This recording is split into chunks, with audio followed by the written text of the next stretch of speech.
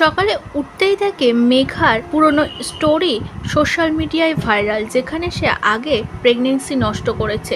সে খেতে বসে হেমান্তকে বলে, এর পেছনে তোমার হাত নেই তো, আসলে কাজটা হেমান্তই করেছে। সে রিশাকে প্রচণ্ড হিংসা করে, সেজন্য তার বৌদিকে সে শাস্তি দিয়েছে। হঠাৎই বেল বেজে ওঠে।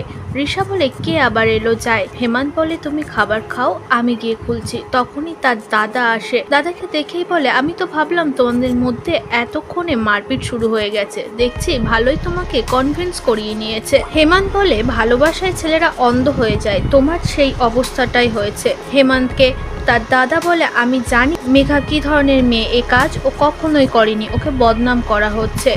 হেমান্ত বলে, তাহলে তুমি এতই ভালোবাসো, তাহলে 4 বছর আগে আমার পেছনে কেন তোমার হবু স্ত্রীকে লেলিয়ে দিয়েছিলে? তখনই হেমান্তের কলার চেপে ধরে তার দাদা আর তাকে ঠাসিয়ে চড় মারে। রিশা দৌড়ে এসে হেমান্তকে ধরে আর বলে, তুমি ওকে মারছো কেন? হেমান্ত তাকে ঘরে নিয়ে গিয়ে বলে, আমি একদম ঠিক, তুমি ঘরের মধ্যে থাকো, আমি বাকিটা বুঝে নেবো। সে তার দাদার কাছে গিয়ে বলে, তুমি ভুলে গেছো পুরনো কথাগুলো, যখন আমার পেছনে লেলি দিয়ে আমার সম্পর্কটা তোমরা নষ্ট করে দিয়েছে শুধু পয়সার লোভে। বলে তাকে প্রচণ্ড মারতে থাকে।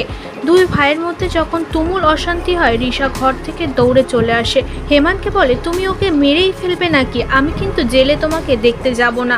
তার মা চলে এসে তার গালে ঠাসিয়ে চড় মারে। হেমান্ত বলে, তুমি বারবার কেন আমার দোষী দেখো, আমরা তো দুই ভাই মারপিট করছিলাম। তার মা বলে, ভুলটা তুমিই করেছো, তুমি এক্ষুনি মেঘার পুরনো স্টোরি তুলে নাও আর জানাও ওই প্রেগনেন্সিটা আমার কারণেই হয়েছিল। তুমি বলবে যে তার সাথে আমার বিয়ে ঠিক হয়েছে, সেজন্য এটা হওয়াটা স্বাভাবিক। হেমান্ত জানায়, যেটা আমি করিনি সেটা কখনো আমি স্বীকার করব না। হেমান্ত রেগে কাচের গ্লাস ভেঙে ফেলে। তার মা উত্তেজিত হয়ে বলে ফেলে, তোমাকে আমি 20 বছর ধরে পেলে ভুল করেছি, তুমি আমার সৎ ছেলে।